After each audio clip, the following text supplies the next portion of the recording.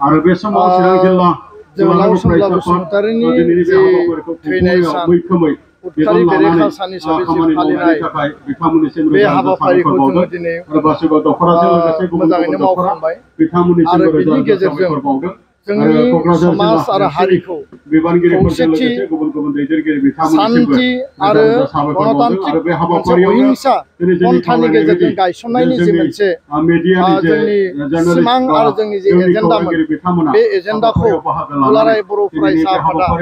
गोख्रोङै मावफुंलांनो थाखाय दिनै फिन खेबसेबाव जोहोलाव सोमब्ला बसुमतारीनि दिनैनि बे थैनाय सानाव जों समायखिरा लादों। दुलाराय बर' फरायसा आफादा बर' हारिखौ अहिंसानि मोन्थोरजों गायसननायनि थाखाय गेरेमसा माहारि गायसननायनि थाखाय हाबा मावगासिनो। बड'फानि आदर्शजों जों जेब्लाबो गाइडेड आरो बे बेलायाव सोमब्ला बसुमतारी बिथाङा आपोसहीन सासे आरो जातीयताबादखौ आदर्श हिसाबै लानानै हाबा मावग्रा सासे गेदेमा दैदेनगिरि सासे स्टलवार्टमोन आरो दिनैबो बिथांनि जिफोर बाथ्रा जिफोर बाणीफोर जोंखौ जथेस्थ' एनकारेज होयो। दा बेखायनो जोहोलाव सोमब्ला बसुमतारीनि थैनाया बर' हारियाव गिदिर खहा आरो बे बिथाङा अबथिरायै थैनो गोनां जानाय थासारिखौ लानानै दिनै जोङो लामा हान्थिनानै बयजोंबो सावरायनानै खौसेथि गोरोबलायनाय अनलायनायनि मोनसे थासारि मोनदों आरो दिनै बिटिआर बड'लेण्ड आरो सारा आसामनि बर' मैखोम ओनसोलाव दिनै शान्तिनि परिबेसखौ जों गायसननो हादों। बिदा फंबायनि गेजेराव जोंहा एना एनि जेबो थासारि गैलिया। बे मोनसे जोंनि रिकनसिलिएसन आरो बे मोनसे जोंनि लेसन। खिन्थु दिनैबो माखासे थासारिफोर दङ जेफोर थासारिफोरा जोंखौ गिख्रंहोयो। जेरै समाजाव दाबो माने उन्दै बैसोआव हाबा जानाय ड्राग्सनि जि मोनसे इम्पेक्ट जोंनि स्कुल कलेज यां जेनेरेसन इउनिभार्सिटियाव फरायनाय फरायसा फरायसुलि लाइमोनफोरनि गेजेराव दिनै गेंरेप मार्डार माखासे इन्सिडेन्टफोर बेफोरो दिनैबो जोंनि समाजाव गैया नङा दङ आरो बेखायनो एबसुआ खुनु कारनाव बे जाथायफोरखौ लानानै जोङो आपोज खालामाखै आरो सरकारखौ जोङो प्रसासनखौ आरो नखर बिफानखौ एक्सन लानो थाखाय जोङो खावलायबोदों दाबिबोदों आरो जों गावनो माखासे इनिशिएटिभ एजेन्डा लानानै समाज फोसाबनायनि थाखाय हाबा मावदों। दुलाराय बर' फरायसा आफादा बर' हारिनि आद्रा थानाय जिफोर सिमां जिफोर एजेन्डा जेंना जेंसि दङ जि जेंना जेंसिखौ सुस्रांनो थाखाय बा बिनि आल्टिमेट सलुसननि थाखाय बड'फाया थांखि होना गालांदों। सोमब्ला बसुमतारी बिथाङा बे थांखिखौ मावफुंनो थाखाय आखायाव लानानै गावनि जिउखौ आत्मबलिदान होबाय। बे आद्रा सिमांफोरखौ मोगथाङाव जाफुंहोनो जोङो गणतान्त्रिक भाबै शान्तिपूर्ण भाबै जोंनि जि जुजिनाय जोंनि जि संग्राम बे कन्टिनिउआस थागोन। एबसु माने हारिनि जिकुनु स्तराव जिकुनु थासारियाव गसंथानाय आरो जातीयताबादा जोंनि मुल मन्त्र। जातीयताबादाव कुनु कम्प्रमाइज गैया। जि परिबेसानो फैया मानो बिनि थाखाय जोङो हाबा मावलांगोन आरो बिनि नेरसोनानो जाबाय बड'फा उपेन्द्रनाथ ब्रह्म, बिनि नेरसोनानो जाबाय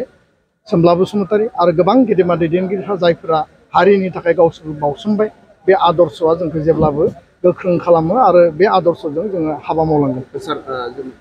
गोदानै जिखिनि पार्लामेन्ट सेसन जागासिनो दं बेवहाय खाबथाम मुलि गभर्नमेन्टनि जिखिनि 125 एमेन्डमेन्ट बिलबो मोनसे गथ'फोरनो 6 शेड्युल एरियानि मोनसे एमेन्डमेन्ट बिलनि मोनसे सोदांनाय सोलिगासिनो दं। दा जोंनि 6 शेड्युल एरिया हिसाबै माबायदि सोदांनायनि खामानिया माबायदि जागोन?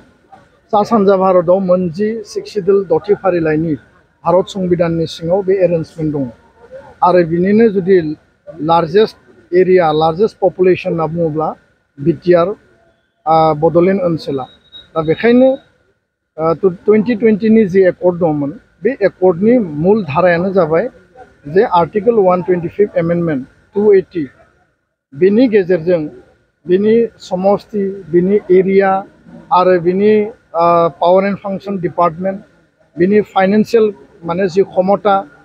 आरो सेन्ट्रेल स्टेटनि फाइनेन्सियेल जिखिनि बेबस्था बेखौ कमप्लिटलि मोनसे अट'नमि आरो मोर पावार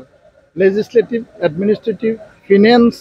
आरो एक्जिकिउटिभ लेभेलाव एनहेन्स खालामनांगौ बांहोनांगौ जाहाथे बेखौ मोनसे लेभेलसिम जोङो फुल फ्लेजेड स्ट्राक्चाराव लांनो हायो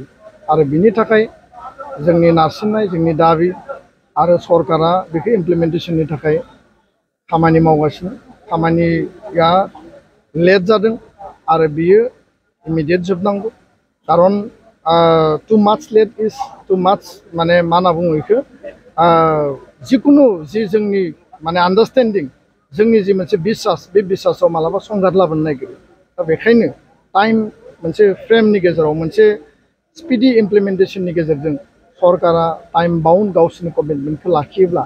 एबसुआ बेयाव बुंनो गोनां गैया खिन्थु कमिटमेन्टखौ जुदि टाइम बाउन्ड खालामाब्ला दुलाराय बर' फरायसा आफादा बिनि सायाव जों आवाज दैखांबोगासिनो दं आरो इयुनावबो जोंनि प्रेसार बिल्डिंआ कन्टिनिउसलि थागोन बियो जातीय स्वार्थआव ओनसोलनि स्वार्थआव आरो जाति आरो बर' हारिनि जातीयताबादखौ लानानै एबसुनि हाबा मावनाया कुनु कारनाव कुनु बिन्दुआव थाद'नाय नङा। बेनि गेजेरावनो मोनसे कुइसन सार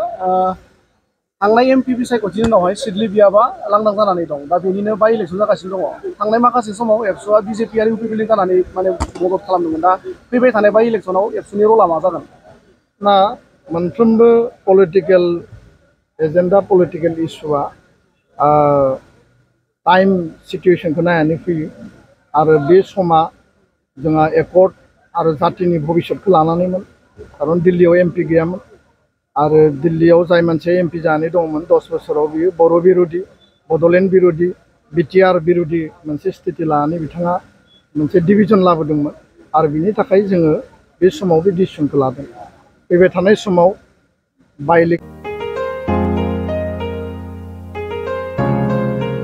मोनसे फोसावथाय नोंथांमोननि थाखाय मोनसे गोजोनथाव खौरां लानानै फैदों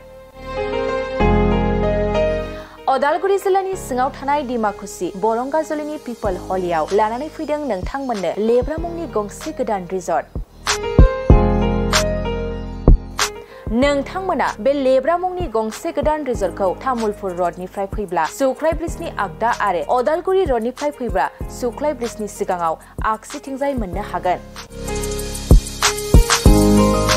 लेब्रा मुंनि गंसे गोदान रिजर्टआ नोंथांमोननो गोसोबायदि सुबिदा खालामनानै होनाय जादों नोंथांमोना बे लेब्रा रिजर्टआव बर'नि गासै जाग्रा जामुंखौनो मोननो हानायजों लोगोसे बेवहाय नोंथांनि सुबिदा बायदि अर्डार खालामनानै जानो हागोन जुदि नोंथांमोना तामुलपुरनिफ्राय अदालगुरिसिम थांनाय समाव ओंखामजों लोगोसे बायदिसिना जालांनो गोसो दंब्ला नैबे 8638879656 जानबुं नम्बराव कल खालामनानै सिगांग्रो अर्डार खालामहरनो हागोन